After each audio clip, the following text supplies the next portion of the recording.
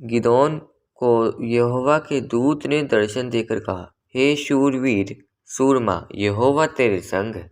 गिदोन ने उससे कहा, हे मेरे प्रभु, विनती सुन, यदि यहोवा हमारे संग होता तो हम पर ये सब विपत्ति क्यों पड़ती?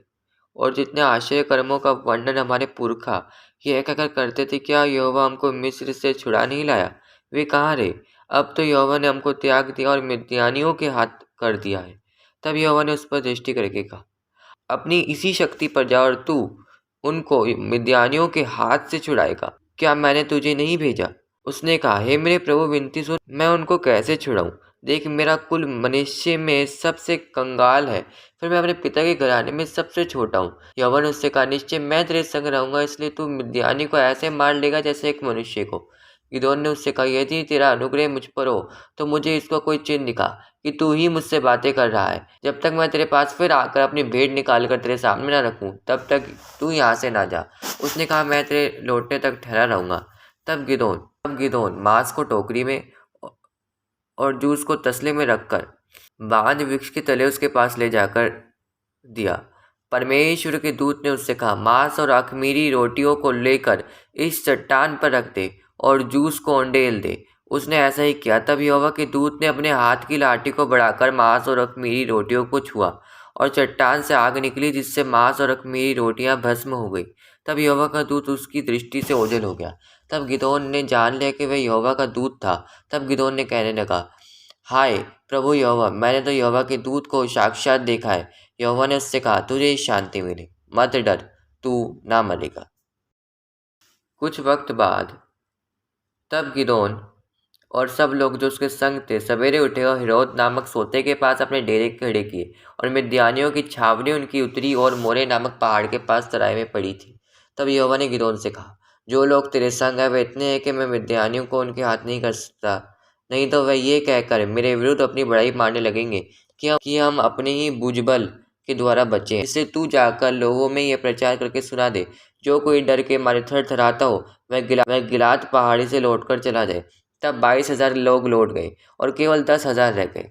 फिर यहोवा ने गिदोन से कहा, अब भी लोग अधिक हैं, उन्हें सोते के पास नीचे ले चल, वहाँ उन्हें मैं तेरे लिए रखूंगा। और जिसके विषय मैं तुझसे कहूँ ये तेरे संग चले, वह तो तेरे संग चले, और जिसके विषय मैं कहूँ ये तेरे संग ना जाए, वह ना जाए। तब वह उनको सोते के पास नीचे ले गया।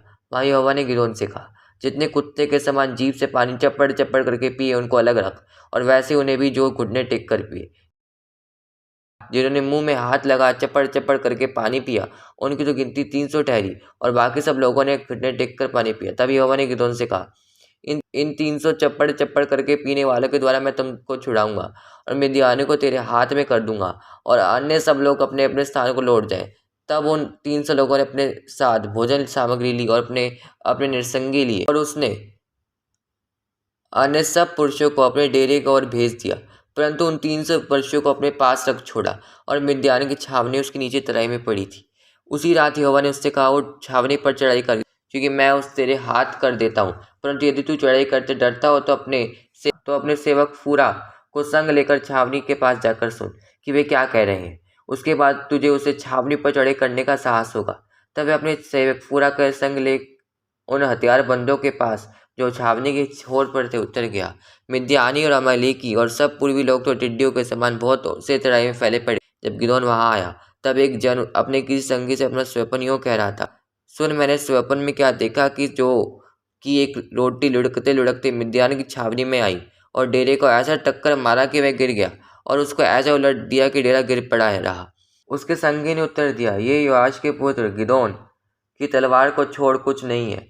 उसी के हाथ में परमेश्वर ने मिद्यान को सारी छावनी समेत कर दिया। उस स्वप्न का वर्णन और फल सुनकर गिदोन ने दंडवत किया और छावनी में लौटकर कहा, उठो, यहोवा ने मिद्यानी सेना को तुम्हारे वश में कर दिया है। तब उसने उन 300 पुरुषों के 3 झुंड किए, और एक एक पुरुष के हाथ में एक निरसंगा और खाली घड़ा दिया, और घड़ों के भीतर एक मशाल थी।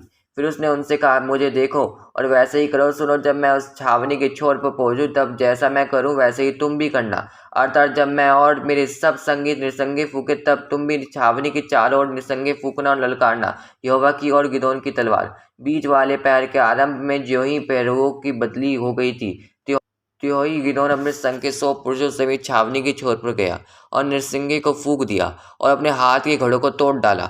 तब तीनों झुंडों ने नरसिंगे को फूंका और घड़ों को तोड़ डाला और अपने अपने बाएं हाथ में मशाल और दाहिने हाथ में फूंकने को नरसिंगे लिए हुए चिल्ला उठे, यहोवा की तलवार और गिदोन की तलवार। तब वे छावनी की चारों ओर अपने अपने स्थान पर खड़े रहे और सब सेना के लोग दौड़ने लगे और उन्होंने चिल्ला चिल्ला कर उन्हें भगा दिया और उन्होंने 300 नरसिंगे को फूंका और यहोवा ने एक एक पुरुष की तलवार उसके संगी पर और सब सेना पर चलवाई।